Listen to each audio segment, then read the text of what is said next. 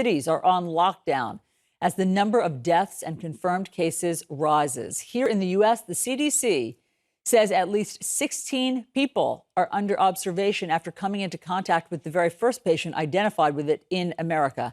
CNN chief medical correspondent Dr. Sanjay Gupta joins us now. And Sanjay, we've been talking to you every morning about this. And just since yesterday, the death toll has almost doubled.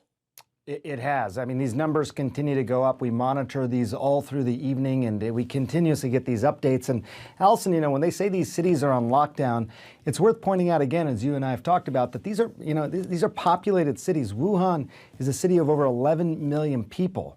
When you say a city like that's on lockdown, you can start to imagine no one's really allowed out, no one's allowed in, what it must be like in that city right now.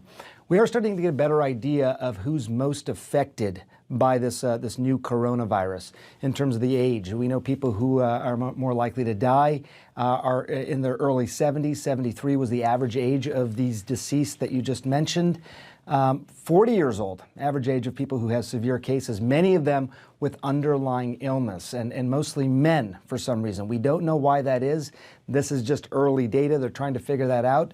We're also getting a better idea of what's happening in the body, especially of these patients who developed a severe infection. I'll show you quickly. You look at the lungs and you look at what happens in the lungs. I don't know how well you can sort of see that, but in the middle of the picture, you'll see this inflammation in the what are called the alveoli. In the bottom there, in the yellow, that's fluid that starts to fill the air sacs of the lung. That fluid is a direct response to the virus, and that's typically what's causing severe illness and even death. Allison, we spent a little bit of time at the NIH yesterday. They're obviously very focused on this right now. It's one of the big priorities, and the biggest priority is to develop a vaccine. And that work is underway right now. It's going to take some time to prove that a vaccine is safe, to prove that a vaccine is effective. But as you might imagine, that is the race that is happening right now. Can we develop a vaccine quicker than this outbreak continues to spread?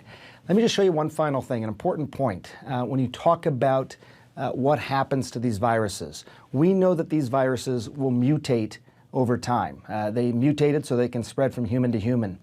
There's two things we pay attention to. One is how contagious is it? How quickly can it spread? And the other is how severe. If it's low severity and low transmissibility, that's in the A box. That's the best case scenario. What, as you might imagine, public health officials are worried about is that this gets to the D box, which means that it both increases in transmissibility and severity. And that's what they're hoping doesn't happen right now, Allison. Really scary stuff, Sanjay.